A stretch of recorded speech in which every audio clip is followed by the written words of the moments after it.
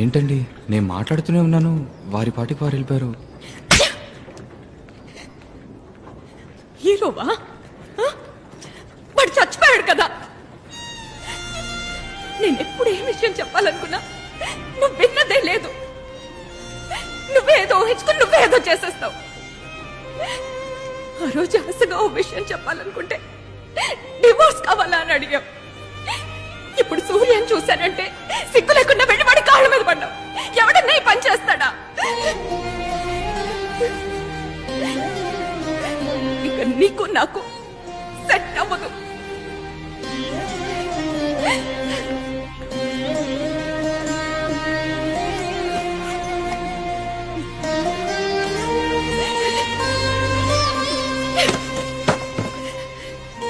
ఈ గిఫ్ట్ నువ్వు ఆ రోజు విప్పి చూస్తుంటే ఇంత దూరం వచ్చుండేది కాదు.